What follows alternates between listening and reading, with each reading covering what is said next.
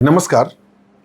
आज हम बात करेंगे एक ऐसी घटना के बारे में जो कि महज एक इंडस्ट्रियल दुर्घटना नहीं है, बल्कि एक ऐसी घटना है जो कि हमारे पूरे डेवलपमेंट मॉडल, पूरे विकास मॉडल पर एक गंभीर प्रश्न खड़ा करता है। बात है कुछ ही दिन पहले हुए तमिलनाडु के एक सी फूड इंडस्ट्री में अमोनिया गैस लीक। इस गैस लीक में उड़ीसा के 13 प्रवासी मजदूरों की मृत्यु हो चुकी है। वे प्रवासी मजदूर महज 15 से 22 साल की बच्चियां हैं।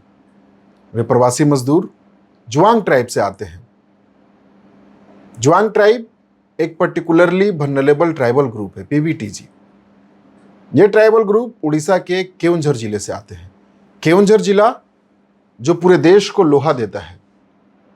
केओंझर जिला अपनी मिट्टी से प्रतिवर्ष हजारों करोड़ की खनिज संपदा उत्पन्न करता है, पर फिर भी यहाँ की बेटियां महज 10,000 से 15,000 के लिए अपना घर, अपना जिला, अपना राज्य छोड़कर 1500 किलोमीटर दूर मजदूरी करने पर मजबूर हैं।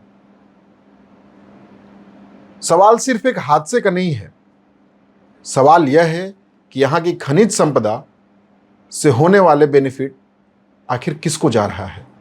क्या वह यहाँ के लोगों के लिए जा रहा है या फिर कुछ चुनिंदा लोगों तक सीमित रह जा रहा है? लेटेस्ट अपडेट तक 66 मजदूरों को उड़ीसा वापस लाया जा चुका है, पर अभी भी 23 मजदूर अपने जीवन और मृत्यु के बीच में तमिलनाडु में ही संघर्ष कर रहे हैं। भले ही यह इंसिडेंट तमिलनाडु में हुआ हो, पर इसकी जड़ें उड़ीसा के केओंझर तक जाती है।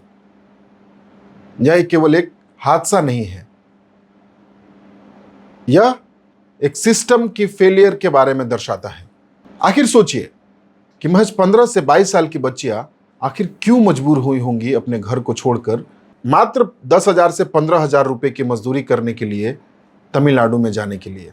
वहां की खनिज संपदा से होने वाले रेवेन्यू जनरेशन क्या उन तक नहीं पहुंच सकती थी? Keonjhar is the richest district of the country.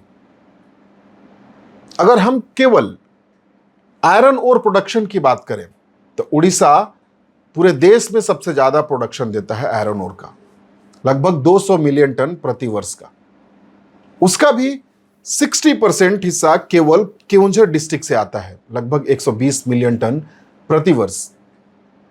पर इससे होने वाले रेवेन्यू जनरेशन किसके पास जा रहा है?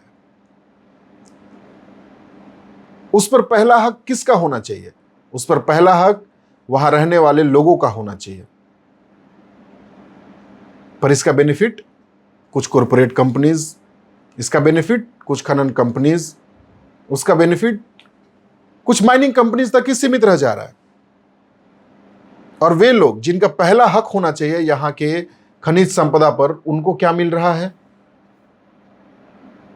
उनको मिल रहा है प्रदूषण, बेरोजगारी, पलायन और अंत में मौत। इतने बड़े पैमाने पर होने वाली खनिज प्रोडक्शन का जो राजस्व है, आखिर किसके बेनिफिट के लिए यूज किया जा रहा है? क्या यही है हमारा विकास मॉडल? क्या यही है हमारा इंक्लूसिव ग्रोथ? समय समय पर बहुत सारी स्कीम्स लाई जाती हैं ट्राइबल ग्रुप, पीवीटीजी ग्रुप को बढ़ावा देने के लिए, इनके इंक्लूसिव डेवलपमेंट के लिए। उसी तरीके से उड़ीसा में लगभग 13 पीवीटीजी ग्रुप के इंक्लूसिव डेवलपमेंट के लिए 20 एमपीएस का गठन हुआ था। MPS micro project agencies.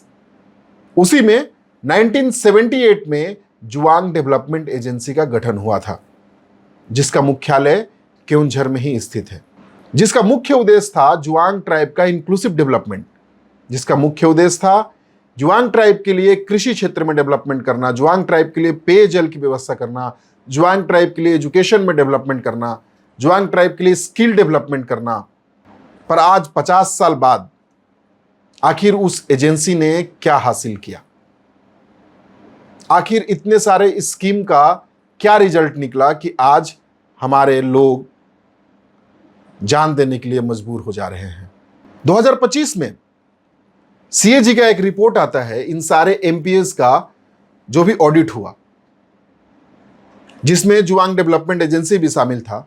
वो अपने रिपोर्ट में बोलते हैं कि there is a week strategic planning, कोई प्लानिंग नहीं थी।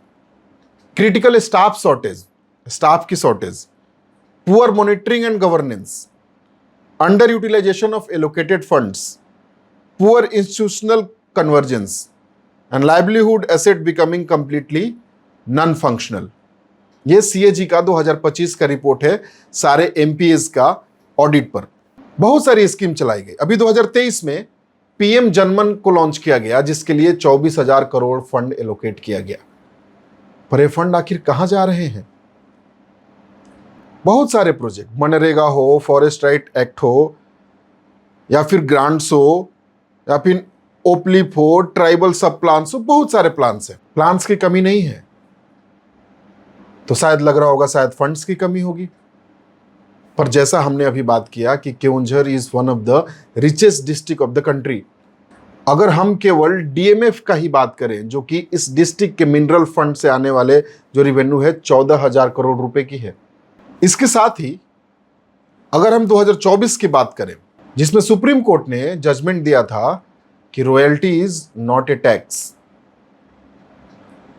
And A state has power to impose cess and taxes on minerals and minerals bearing land, जिसे राज्य अपने खनिज संपदा पर सेस और टैक्स लगा सकता है। अगर हम केवल लोहे की बात करें तो उड़ीसा 200 मिलियन टन प्रोड्यूस करता है। अगर हम इस पे 50% सेस लगाएं तो मात्र केओंझर केवल लोहे से 32,000 करोड़ रुपया का रिवेन्यू जनरेट कर सकता है।